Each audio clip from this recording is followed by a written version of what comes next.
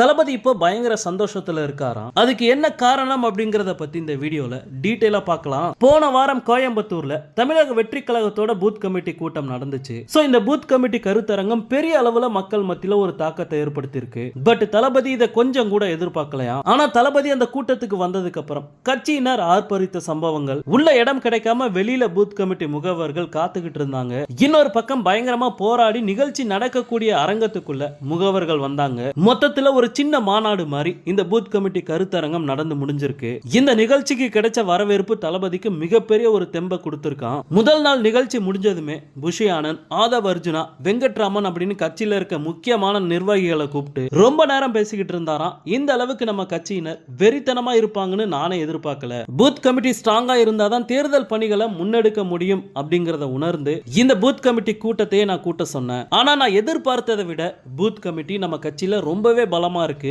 So அடுத்தடுத்த மண்டலங்கள்ல நடக்க போற பூத் கமிட்டி கருத்தரங்கம் கூட்டத்தை இதே மாதிரி பவர்ஃபுல்லா நடத்தணும் அப்படிங்கிற மாதிரி தளபதி பேசிக்கிட்டு இருந்தாராம். அது மட்டும் இல்லாம இது சம்பந்தமா வந்திருக்க இன்னொரு முக்கியமான அப்டேட் என்ன அப்படின்னா, ஆட்சி அதிகாரத்துல முக்கியமான துறையில இருக்கக்கூடிய ஒரு அதிகாரி தமிழக வெற்றி கழகத்தோட பொதுச் செயலாளர் ஆனந்த தொடர்பு கொண்டு பேசியிருக்காரு. அந்த அதிகாரி இந்த பூத் கமிட்டி கூட்டம் சம்பந்தமா என்ன சொல்லியிருக்காரு அப்படின்னா, பிரதான கட்சிகளோட பூத் கமிட்டி கூட்டம் கூட இந்த அளவுக்கு பரபரப்பை ஏற்படுத்தினது இல்ல. அவங்களால இந்த மாதிரியான ஒரு கூட்டத்தை நடத்தவும் முடியாது. விஜய்க்கு மக்கள் மத்தியில் இருக்க ஆதரவு திமுகவை கதிகலங்க வச்சிருக்கு. திமுகவோட வாக்குகளை அவர் உடைக்க போறாரு அப்படிங்கிற அச்சம் அவங்களுக்கு வந்துருச்சு அப்படிங்கிற மாதிரி அந்த அதிகாரி புஷி ஆனந்த் கிட்ட பேசியிருக்காரு. இந்த நியூஸ் பாத்தீங்கன்னா தளபதிக்கும் போயிருக்கு.